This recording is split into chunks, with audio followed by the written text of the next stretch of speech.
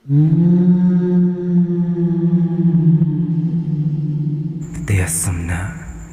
เมียนขมาวខ្ញុំឈ្មោះសីហាគ្រាន់តែជាមនុស្សធម្មតាមកពីជនបទក្រោយពីរៀនចប់ថ្នាក់វិទ្យាល័យ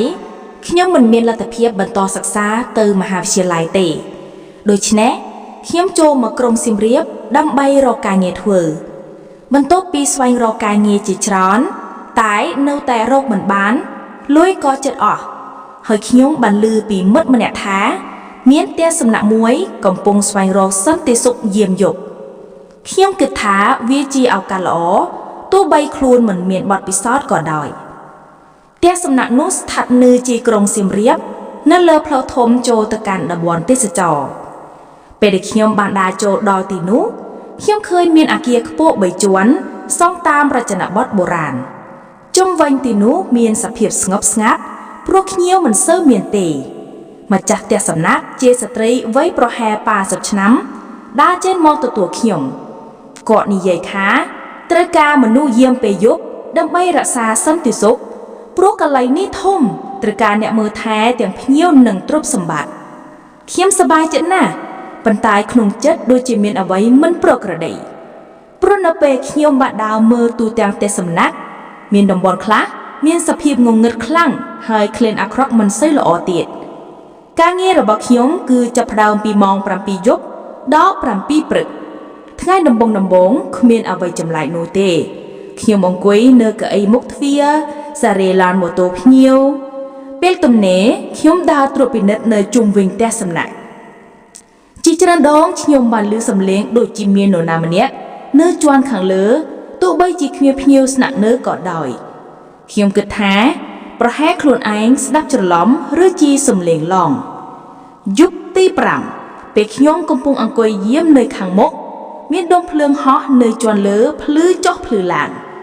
ខ្ញុំក៏ឡើងទៅពិនិត្យមើលក្រែងមានភ្លើងឆេះនៅទីនោះខ្ញុំឮសំឡេងស្រីម្នាក់យំខ្លាំងបន្ទាប់មកខ្ញុំក៏ស្រែកហៅថាណូណា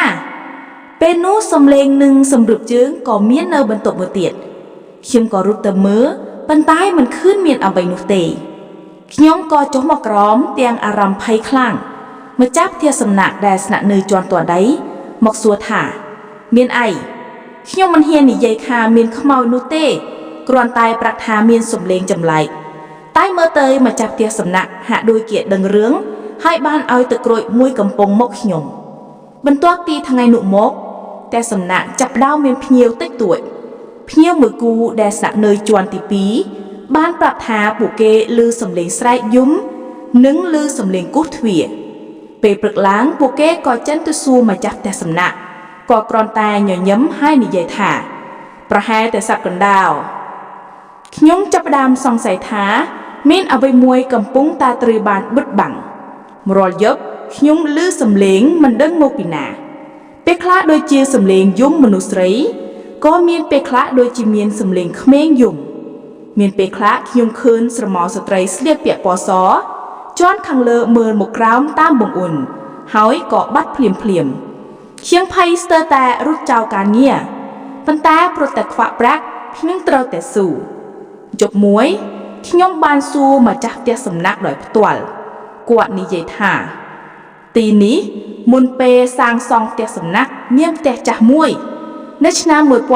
1980មានគ្រួសារមួយរស់នៅមានស្រីវ័យក្មេងត្រូវបានស្លាប់នៅក្នុងបន្ទប់ដោយសារឆ្លងទន្លើមិនរួច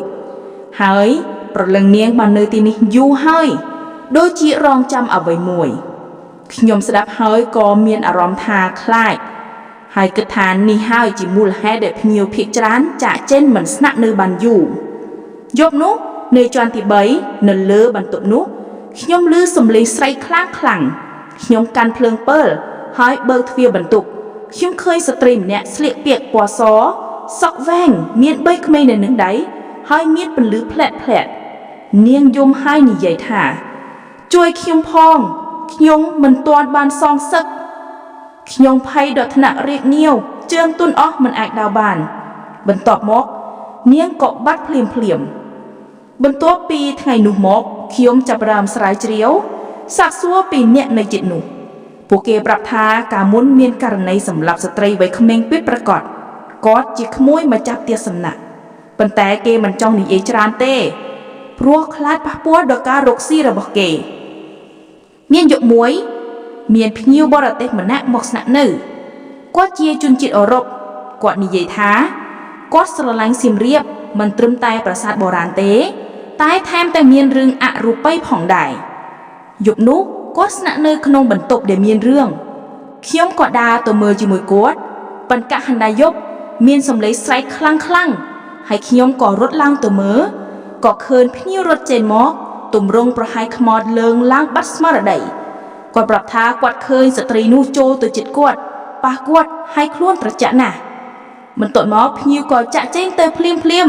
សូម្បីតែលីអូក៏អត់យកទៅដែរចាប់ពីពេលនោះមកខ្ញុំស្នាក់នៅនឹងធ្វើការបន្តរហូតដល់ខ្ញុំរកការងារថ្មីបានជាអ្នកយាមប្រាសាទតំបន់អង្គរបទពិសោធន៍នេះបានឲ្យខ្ញុំដឹងថានៅទីណាក៏មានប្រលឹងខ្មោចដែរអ្វីដែលសំខាន់